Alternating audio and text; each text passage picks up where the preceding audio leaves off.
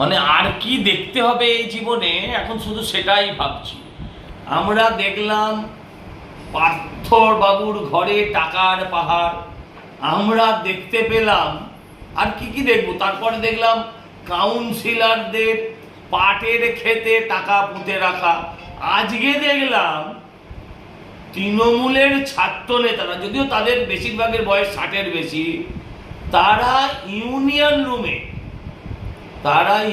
রুমে আলমারির ভেতর লাখ লাখ টাকা, এবং সেই টাকাও উইয়ে খেয়েছে। ভাবতে পারেন কত টাকা থাকলে পরে টাকা উইতে খায়। এর আগে আমি দেখিয়েছিলাম এই কলেজের, এদের ইউনিয়ন ফান্ডে, কলেজের ফাংশন ফান্ডে 1.5 কোটি টাকার বেশি এখন অবধি ডিপোজিট আছে।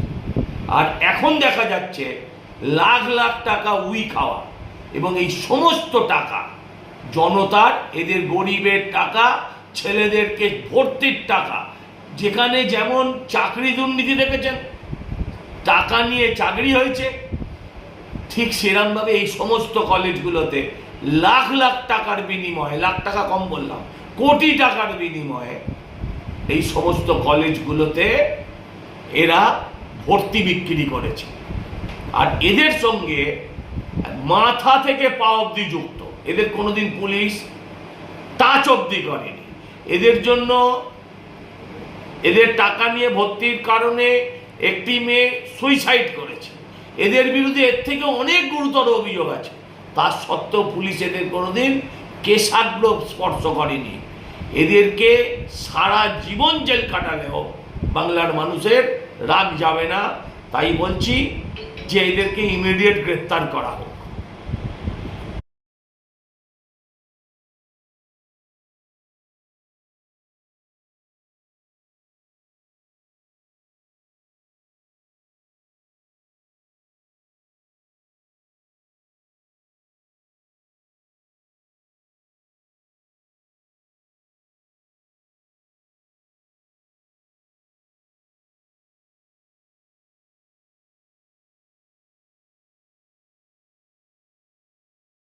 তারপরে দেখুন এইভাবে বান্ডিল বান্ডিল টাকা উইতে খেয়েছে।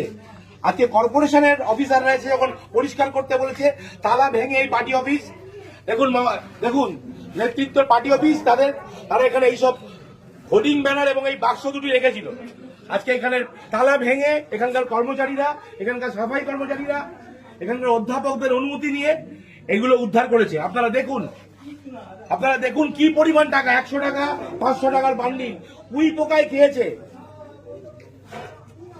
এই টাকার উৎস কি আমরা জানতে চাই। এই টাকা কারা?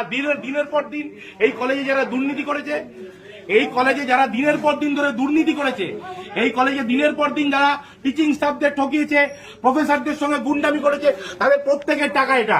এবং এই টাকা কোথা থেকে এসছে তারও উত্তর দিতে হবে। আমরা আজ পুলিশ ডেকেছি, মিডিয়াকে আমরা খবর দিয়েছি, তারা আসছে, এগুলো তারা সিজন করবে, এগুলো তারা নেবে, এবং তাদের প্রত্যেকের জন্য সাজা হবে। এবং আমরা যত ওপর পর্যন্ত যেতে হয়, আমরা যে একটা শিক্ষা প্রতিষ্ঠানে, এটা কি কোনো মন্ত্রী হাতের তলা? আপনারা ভাবুন, লজ্জার বিষয়। একটা শিক্ষা প্রতিষ্ঠানে এইভাবে টাকা পাওয়া যাচ্ছে উইতে খাওয়া। সুরেন্দ্রনাথ কলেজের পেছনে জিমনাসিয়ামের সামনে